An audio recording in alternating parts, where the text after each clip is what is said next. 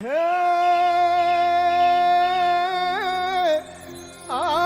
बापुनी पुण्य भूमि पर आज बापुनी पुण्य भूमि पर उग्યું સ્વર્ણ પ્રભાત જય ગુજરાત।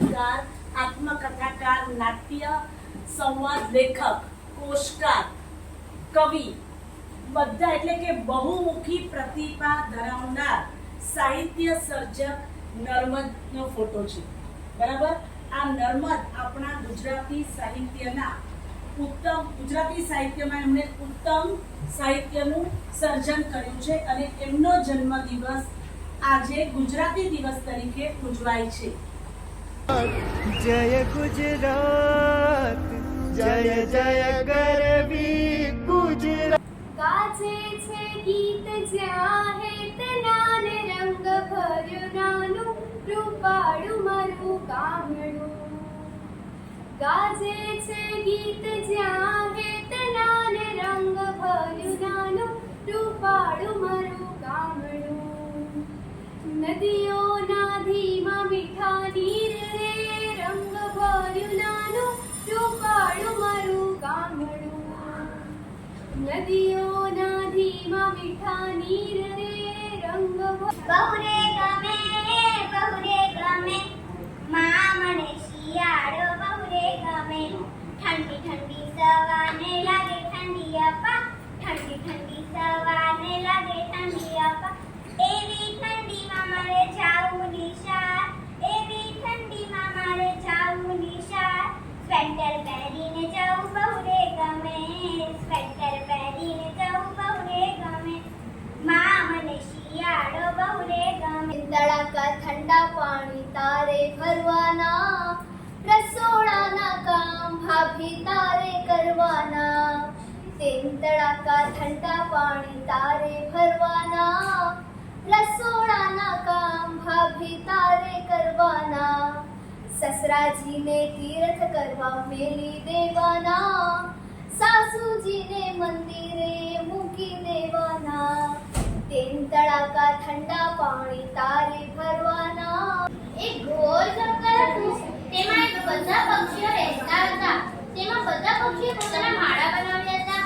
ચકલીએ પોતાનો માળો બનાવ્યો, કાગડાએ પોતાનો, પોપટ એવા ઘણા બધા પક્ષીઓ પોતાના માળા બનાવેલા હતા અને તેમાંથી ચકલીએ તો મહેનત કરીને તેનો એક માળો બનાવ્યો તે ખૂબ સુંદર અને મજબૂત હતો અને કાગડાએ તેનો માળો બનાવ્યો તે સાવ હલકો હતો અને ઘાસથી બનેલો હતો। એક દિવસ બહુ જોરથી વરસાદ પડ્યો તેમાં કાગડાનો માળો તો તૂટી ગયો। તે રમતા રમતા તેની માથે વિખૂટું પડી ગયું। ગાળાની જરા દૂર પણ નીકળી ગયું। નાનું ઘેટું નવી ધરતી પર નાચતું અને ફરતું હતું। એકાએક તેના કાને વરુનો ગુણકાર સંભળાવ્યો। બચ્ચું બિચારું થંભી ગયું। તે થરથર કાપવા લાગ્યું। વરુને લાગ્યું કે આ લાભ સારો છે, કંઈક બહાર। મેં હિતોપદેશી કથાઓની વાર્તા વાંચી એમાં શ્રવણકુમારની વાર્તા મને ખૂબ જ ગમી। શ્રવણકુમાર માતા પિતાની સેવા કરનારો પુત્ર આંધળા માતા પિતાને કાવડ પર બેસાડીને તીર્થયાત્રાએ જાય, પરંતુ આજકાલના બાળકો તો માતા પિતાની લાગણીને સમજી શકતા જ નથી। માતા પિતા તેમના બાળકો માટે કેટલાય કષ્ટ કરતા હોય છે, પરંતુ સમય વીતતા જ બાળકો એ બધું વિસરતા જાય છે। જે બાળકો પોતાના માતા પિતા માટે સાચા દિલથી સેવા કરે તે જ ખરું સંતાન કહેવાય છે। મેં ગાંધીજીનું આ પુસ્તક વાંચ્યું એમાંથી થોડી માહિતી હું તમને આજ આપીશ। દુનિયામાં મહાનુભાવો જન્મ લેતા રહ્યા છે અને પ્રજાને ઉત્કૃષ્ટ જીવન જીવવા માટે સન્માર્ગે દોડતા રહ્યા છે।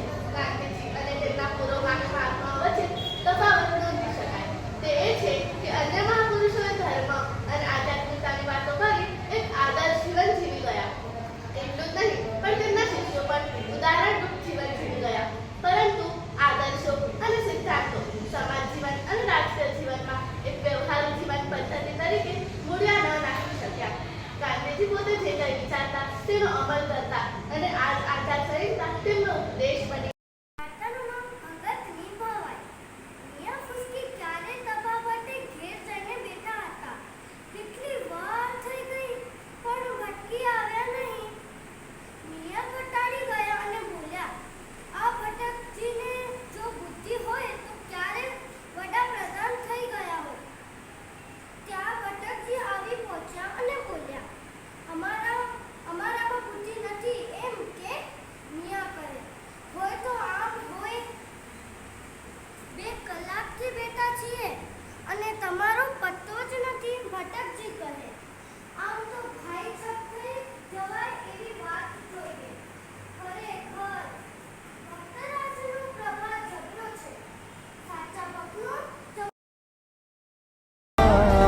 જય ગરવી ગુજરાત, જય જય ગરવી ગુજરાત, ગીતે અરુણું પ્રભાત, જય જય ગરવી ગુજરાત, ગીતે અરુણું